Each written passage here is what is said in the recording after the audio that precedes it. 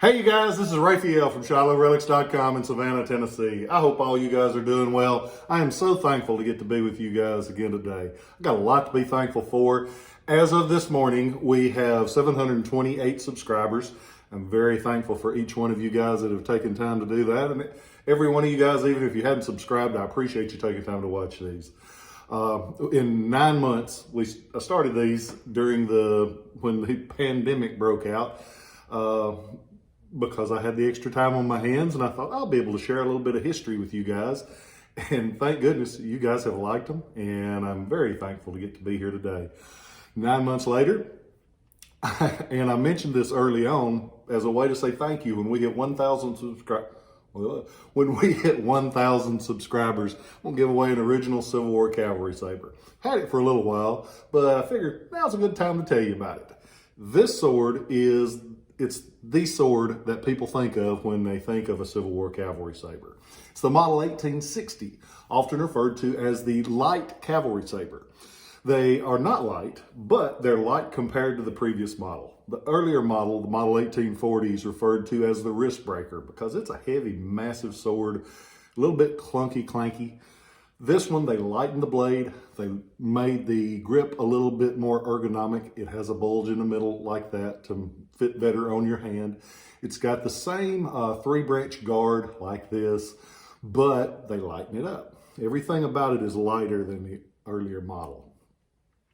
This one is the one that I'm going to give away when we hit 1,000 subscribers. I can't decide, so I need your help. I've got a friend that is an accountant in Chicago that is an amazing math and computer guy. He has offered to get all the names, put them in a computer, and let the computer decide pull. It's technically mathematically, it's the most effective way. Everybody has equal chances if it goes through a computer. But I'm a little old-fashioned, and I kind of want my grandson to pull the name out of something so you guys can watch. I won't get it. And a lot of my family members are subscribed. If they get pulled out, it's straight up above board, and they're going to get it. But I kind of hope that it's somebody that I don't know, so you guys will get to see their reaction in them getting an original Cavalry Saber for free.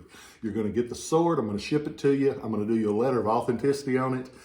And that's one thing. And I don't think this weekend I was sitting there and I was trying to think of what am I going to do tomorrow morning. There's a couple things. If you buy a piece over $100, I'm always glad to put a letter of authenticity in there for you because you need to know what you got and you need to know that it's real. Don't mind doing that at all. I try to keep it on pieces over $100 just because of time constraints, as you've heard me say. It's just me here. And also, I never mentioned that if you go on to ShilohRelics.com, I send out emails once, twice, every 2-3 weeks. And it shows you some of the new pieces. It also shows you if I've got a collection that I'm down to wanting to clear it out. Sometimes I do sale emails. But you can go on there and you can sign up as a subscriber on there, which is ShilohRelics.com, or you can set up an account.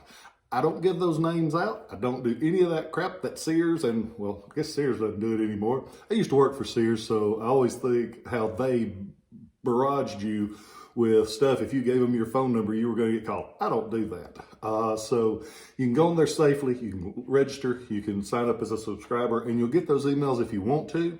You don't have to, but it's something people love them. And so you go do that. So the emails, you can also get a letter of authenticity on anything.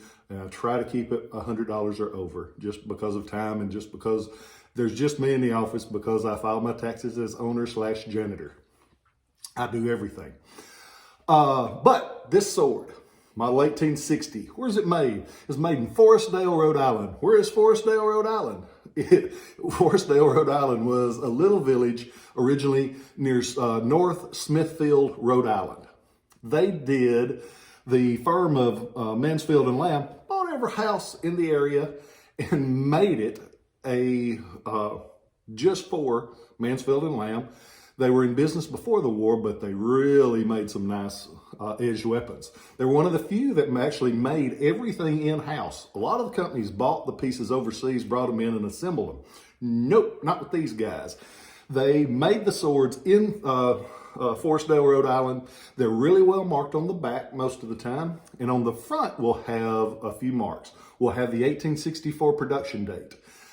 In 1864, they delivered 14,050 of these Cavalry Sabers, which was a good chunk of what they made the whole war. They made 37,508 of these during the war. And that's for a company that, as of 1861, was not making swords. They went into business. It was Estes Lamb and Henry Mansfield. They got a contract in 61 to make Cav Sabers, supposed to make 10,000 of them, couldn't get them all made. So he had to, Mr. Mansfield had to go up to DC and explain why he had taken that contract and wasn't producing. They give him a little bit of leeway because he was one of the companies that had set up and intended to make them. And he made all the parts themselves. They were trying to lean towards the companies that were making the parts in America rather than outsource. That's a pretty good idea. Somebody today might ought to do that. I digress. But these swords, they're really cool. This one is very, very pretty. It has the brass guard. It has a full-length 35-inch blade. Good clear markings. And that's why I picked it. I wanted to give you something that was nice because I appreciate you. You guys let me do what I love every day. I'm the luckiest guy in the world. I got a wonderful family, got a lady that cares about me, and I got relics around me. So, pretty good. I'm a lucky little guy. The sword has the original wooden core. Wrapped around that is beautiful leather. Check that leather out. It has all of the original double twist wire. It's just pretty all over. And pretty always sells. They always make fun of me because I have little sayings. Historic don't always sell, but pretty always sells. And this one's pretty. It's accompanied by the original steel scabbard. The scabbard has the full length original drag on that end, original throat on this end, has both of the mounts. And one thing that I thought was cool about this, the mounts somewhere along the line, it probably was not during the time of service, but it looks cool on it. It's been on it, you can tell, for a long time. Around the bands, they put these, and they're just a little leather ornamentation. It makes it a little bit more personalized. I started taking them off, and I thought, nah, I kind of like that. I'm going to leave those. So, original 1864, model 1860 Cavalry Saber, model 60, made in 1864. Mansfield and Lamb. Oh, I forgot. On the blade, you got those JM. Why would you have that on there? They had to approve every sword that went into U.S. service that was bought by the U.S. government. The fellow that inspected this one was John Maggs. He was born in England, came over, started inspecting things, and I did a little reading on him. There is a great book on U.S. inspectors. It came out a couple years ago, and it has so much information. If you get a chance, you ought to buy it. It's got a lot of information in it. I mean, I can't imagine trying to gather all that together. But in that stuff, in the summer of 1864, he inspected 5,300 Model 1860 light cavalry sabers. Probably one of those was during that time. But it's a neat sword. It's going to be given away for free because I appreciate you. And I'm kicking around. I might have a runner-up prize just because I bought my lottery ticket and somebody won that thing and I didn't get nothing. And I thought, well, if they did just some little prize extra, that would be 2 people and it would double. So I might do something extra because I appreciate y'all. I know I say it a lot. I'm very thankful. If you get a chance, I will set this up on the website where you can see it. I'll do a full description. Go on there. You can sign up for that email list I was telling you about.